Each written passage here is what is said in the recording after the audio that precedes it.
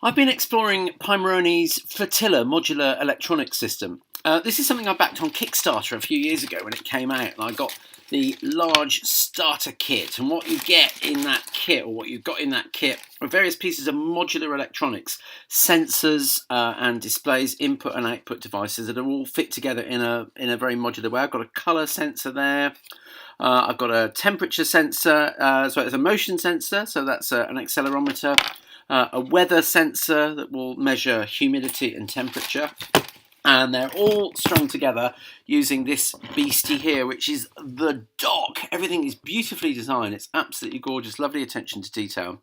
The dock is like the hub. It's a USB device you plug into your Raspberry Pi, or possibly other computers as well, but it's mainly meant for the Raspberry Pi. This acts as a hub, so it's like an octopus with 8 tentacles coming off it, and you join together the sensors and the output devices using these rather lovely blue cables, which they call rope. The nautical theme is continued, and they've got lovely attention to detail, the little anchors on all the plugs. What I thought I'd do as an experiment to see if I could make the most of these devices using Python was to try and make a radio, because I love making internet radios. So what I've done is I've made a radio using 4 of the modules that I got in my starter kit, my large starter kit.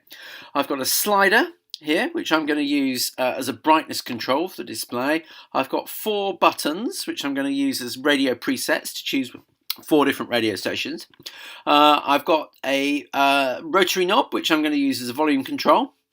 And I have also got a display here, a matrix display, which I'm going to use for some visual feedback to show what station I'm listening to.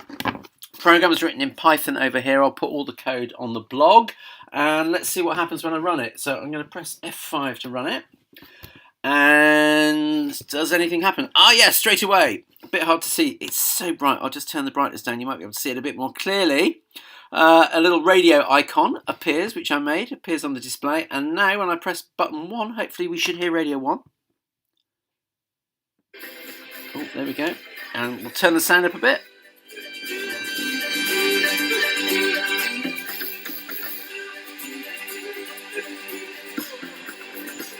Button 2. So minority. The backdrop to your story. It's not Radio 2, it's BBC World Service news stream, which I put on there, but you can put pretty much any radio station you want on there. Button 3 plays FIP, the French radio station, which is my favourite internet radio station, so I always have to have that on there. And button 4 plays Radio 4. I think goth is misunderstood by outsiders, and to a certain extent that's perhaps what goths would like. If you've chosen to be an outsider, you don't necessarily want. So I'll turn that right down.